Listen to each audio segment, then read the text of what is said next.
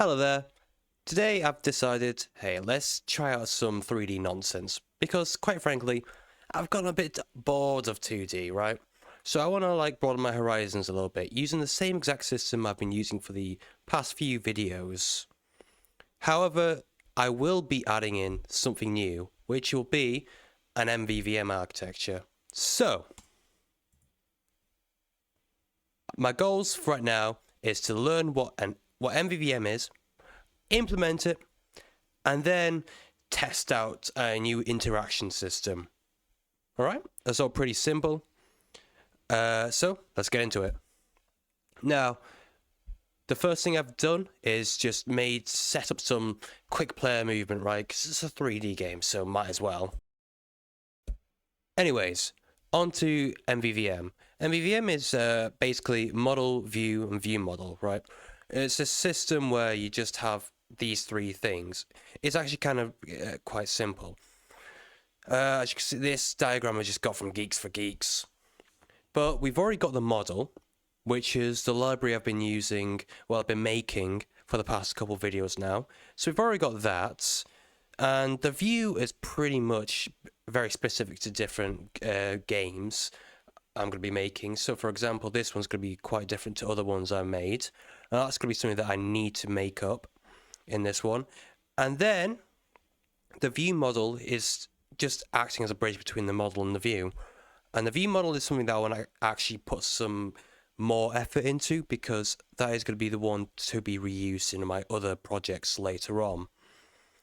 And everything is decoupled by just having events being sent out, because I've already got events being sent out from the model.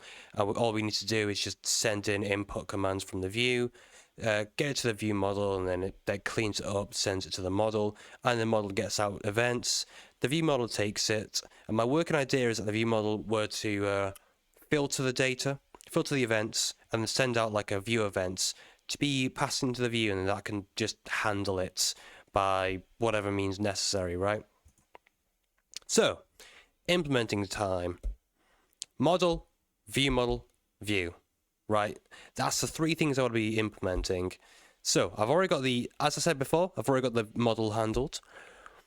The view model needs to be robust for my upcoming projects, and the view is just going to be slap bang together. Alright? So, first things first, it's going to be the scene view. Now, the view for this one, I'm going to have it register the entities of world objects, as I've called them. And essentially the working idea is this. Say you have this scene with, 3 world objects. Then we're going to have this view. Okay. Now, you've got to collect all these world objects inside of a single node. So then, you can just pass in all into like this single parent node and pass it into the view to be registered in. And then the view takes these all in and just tells the view model, hey, I want to register these inside the actual system. Alright? Pretty simple. So, here's the code for what I did. Essentially, we have an interface on all these nodes, which is really helpful actually. So we need to check if it's actually that, if each child is that. As you can see, we've got the world objects there, and that's a parent node. Checks if it's actually an interface of that. And then we just cast it. Then we need to see... Oh yeah, forgot. I've got a dictionary for this as well. Essentially, waiting objects is just a dictionary of, types, which each of these has a queue, and then it just says this.